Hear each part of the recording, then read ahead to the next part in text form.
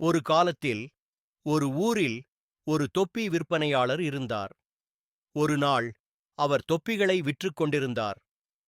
தொப்பி தொப்பி தொப்பி 5 ரூபாய் தொப்பி, 10 ரூபாய் தொப்பி. அவர் சில தொப்பிகளை விற்ற பிறகு அவர் மிகவும் சோர்வடைந்தார். சிறிது நேரம் ஓய்வெடுக்க ஒரு பெரிய மரத்தின் கீழ் உட்கார முடிவு செய்தார். சிறிது நேரத்தில் அவர் உறங்கிவிட்டார். அந்த பெரிய மரத்தில் பல குரங்குகள் இருந்தன. தொப்பி விற்பனையாளர் மரத்தின் அடியில் உறங்குவதையும் அவரின் கூடையில் தொப்பிகள் இருப்பதையும் அவைகள் கண்டன. பிறகு குரங்குகள் மெதுவாக கீழே இறங்கி வந்தன. அவரின் கூடையில் இருந்த தொப்பிகளை எடுத்து அணிந்தன. பின்னர் அவைகள் மீண்டும் மரத்தில் உச்சியில் ஏறி அமர்ந்தது. சிறிது நேரம் கழித்து தொப்பி விற்பனையாளர் விழித்தபோது அவரது கூடை காலியாக இருப்பதைக் கண்டு அதிர்ச்சியடைந்தார். அவர் தனது தொப்பிகளை தேடினார். அவருக்கு ஆச்சரியமாக குரங்குகள் அவற்றை அணிந்திருப்பதைக் கண்டார்.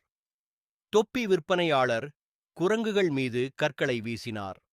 குரங்குகள் அவரிடமிருந்து தங்களை காப்பாற்றிக் கொள்ள மரத்திலிருந்த மாம்பழங்களை பறித்து அவரின் மீது எறிந்தன. குரங்குகள் அவரை செயலை பின்பற்றுவதை அவர் கண்டார். உடனே அவருக்கு ஒரு யோசனை தோன்றியது. அவர் தனது தலையில் அணிந்திருந்த தொப்பியை எடுத்து புல் மீது வீசினார்.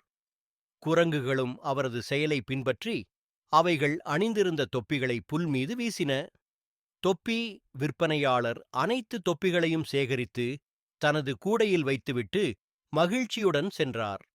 கதையின் நீதி என்னவென்றால், போர் ஆயுதங்களை விட ஞானம் சிறந்தது.